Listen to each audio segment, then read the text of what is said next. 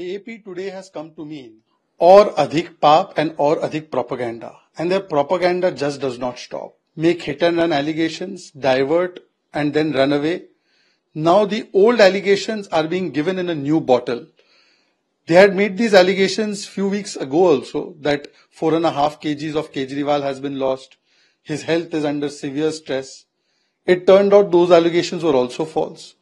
Today, the media has shown with documents and other facts that when Kejriwal went to jail in April, between that period and the period that he got his first interim relief for campaigning, his weight had actually increased by 1 kilo to 66 kilos.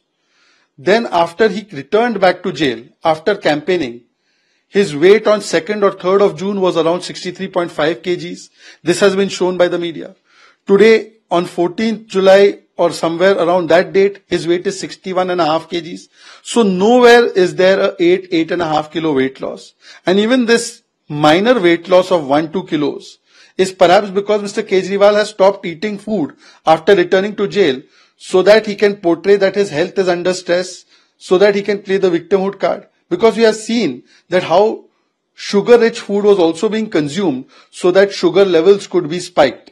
This kind of dramabazi is being done and allegations are being made against Tihar jail, which comes coincidentally under Aam Aadmi Party government. So is the allegation against the Tihar authorities who report to Aam Aadmi Party government? Is Aam Aadmi Party government itself conspiring? A medical board of AIIMS has been constituted to look into health of Chief Minister. They prescribe him diet and medicines as per his health requirements. Sunita Kejriwal ji is also in touch. But despite this, the entire attempt is to make a fake allegation, to make fake narratives, to play victimhood card so that you do not have to answer about your corruption and about the avyavastha that has been spread in Delhi because the government is being run from Tihar. This kind of... देखिए, supreme court ने एक ऐतिहासिक निर्णय लिया और मुस्लिम महिलाओं को जो गुजारा भत्ता है, जो मेंटेनेंस है, वो देने का उन्होंने फैसला किया सेक्शन 125 सीआरपीसी के तहत। इसका स्वागत करने के बदले हमने देखा है कि जो तुष्टीकरण और वोट बैंक के भाईजान हैं, वो इसका लगातार विरोध कर रहे हैं।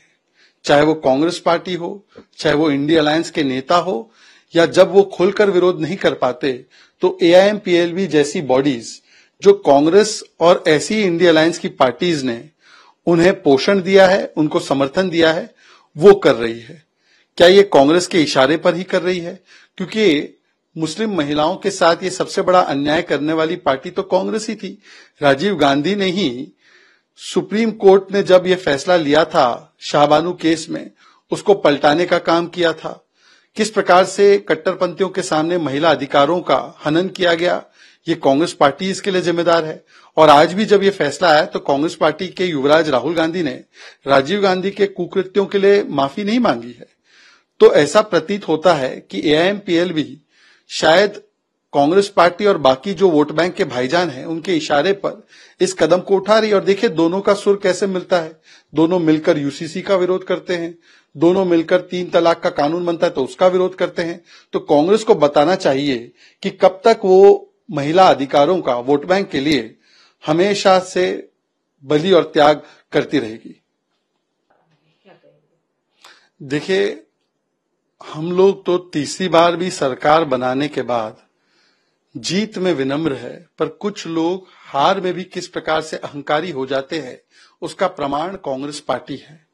जिस पार्टी को लगातार तीसरी बार हार का सामना करना पड़ा, जो तीसरी बार भी 100 पार नहीं कर पाई है, जिसका तीसरा सबसे खराब परफॉर्मेंस इतिहास का रहा, जिसके 14, 19 और 24 के तीनों के परिणामों को मिलाने के बाद भी जितनी भारतीय जनता पार्टी को एक चुनाव में सीटें मिली है उतना तक नहीं हो पा रहा है, जिसके पूरी इंडिया अलायंस की सीटें भारतीय जनता पार्टी की सीटों से कम है।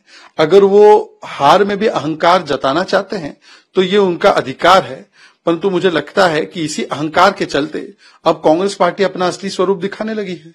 इसलिए पार्लियामेंट में राहुल गांधी ने क्या कहा, हिंदू हिंसक है। फिर पार्लियामेंट के बाहर जाकर कहते हैं कि राम जन्मभूमि के आंदोलन को हमने समाप्त कर दिया अयोध्या में, जबकि अयोध्या सीट वो जीते नहीं है, फैजाबाद जीते, अयोध्या में विधानसभा में भारतीय जनता पार्टी की लीड है। तो ये दिखाता है कि कैसे हार में भी अहंकार और अहंकार के चलते दुष्प्रचार और दुष्प्रचार के चलते ये नफरत का व्यापार ये कांग्रेस पार्टी ने फिर से शुरू कर दिया है।